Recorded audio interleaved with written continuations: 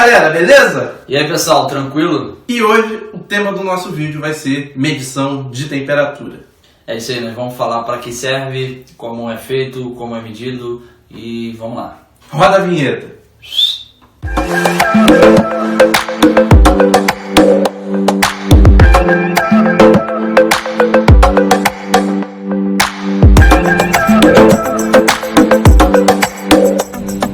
É isso aí, galera. Hoje a gente vai falar sobre temperatura, que eu acredito que seja a principal variável junto com pressão que é medida na indústria.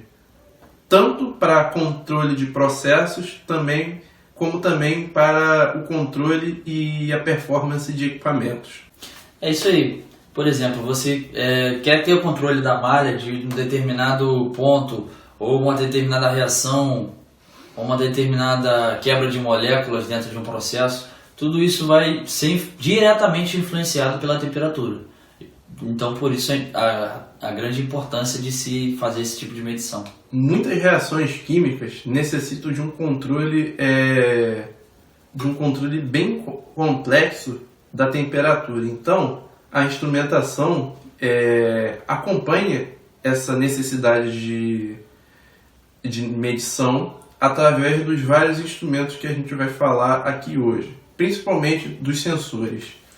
Isso aí. Começando a falar um pouco dos sensores de temperatura, que seriam os elementos primários, a gente vai ter os tipos de sensores de termopar e os PT100s. O que seria termopar? Vamos lá, o termopar, imagine o seguinte, você tem dois tipos de material. Primeiro, voltando um pouquinho antes para algumas questões de física, um determinado material, quando é submetido a uma determinada temperatura, ele pode sofrer algumas consequências físicas, seja dilatação ou até mesmo, dependendo com a junção de outro material, ele pode gerar uma milivoltagem, ou seja, uma militensão elétrica, que é o caso dos termopares.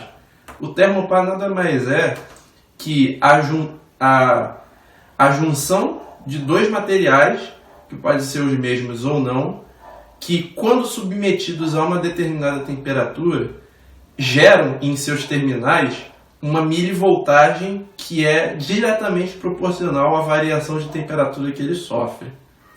É isso aí. E os PT100? O que seria o PT100? Pelo nome já se diz. O PT seria de platina, que é o material utilizado. 100, que seriam a 0 graus, aquele PT100 ele está emitindo 100 ohms de resistência. Diferente do termopar, que ele gera e varia um valor de milivoltagem. Ou seja, o PT100 ele vai variar o valor de resistência. É isso aí. No caso do que ele falou, eles são conhecidos também como termorresistências. Ou seja, eu tenho um material que, ao invés de gerar milivoltagem, como nos termopares, ele vai ter uma variação de resistência elétrica com a variação de temperatura. Vale ressaltar que os termopares, eles, diferente dos PT100s, que são só feitos de platina, tem termopares de diversos tipos e diversos materiais e ligas de aço diferentes. Por isso, os termopares eles são classificados dentro de algumas normas por letras. Termopar tipo K, termopar tipo L, termopar tipo E, termopar tipo C. Tem vários tipos de termopar. Cada letra determina o material utilizado na confecção daquele termopar. É isso aí. A gente vai até puxar aqui um exemplo para a gente falar para vocês. Essa é uma tabelinha padrão que quase todo instrumentista tem, né? Tá ao lado. 2 horas depois. Então, eu até puxei a tabelinha aqui. Então, como vocês podem ver aí na imagem, essa é uma tabelinha padrão que mostra, né, os tipos, né, dos termopares, as suas respectivas ligas e as suas colorações em função das normas internacionais que regem esse tipo de esse tipo de ligação. Como vocês podem ver, por exemplo, aqui, nesse tipo K aqui, você tem a norma, enquanto a norma americana diz que o cabo positivo é o amarelo, já a norma internacional, ao lado aqui, diz que o cabo positivo é o verde. Ou seja, são essas pequenas situações aqui que diferenciam como que a gente vai ligar o termopar no nosso instrumento. Mas o que vale ressaltar aqui é que o material sempre vai ser o mesmo. A liga que vai ser feita, esse tipo de termopar, sempre vai ser a mesma.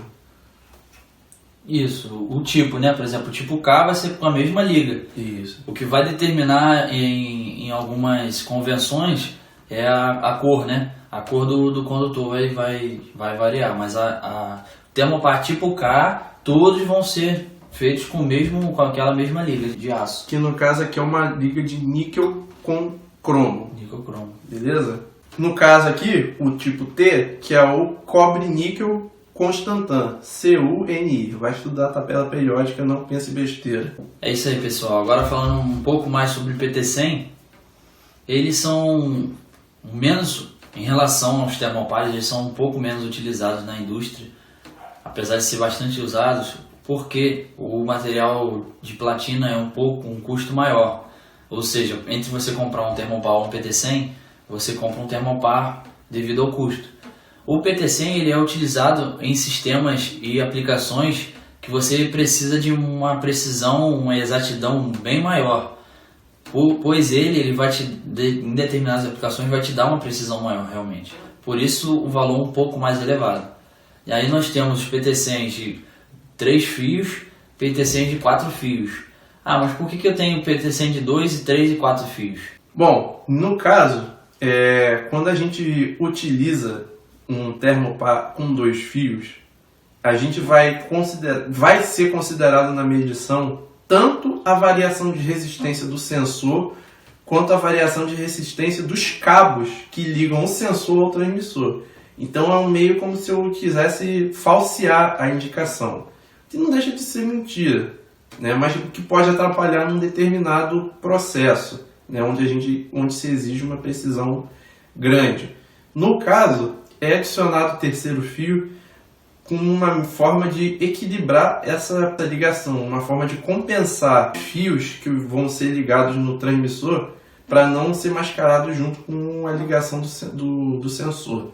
É isso aí, nessa ligação de 3 fios você vai ter um condutor que seria de referência e os outros 2 de valor.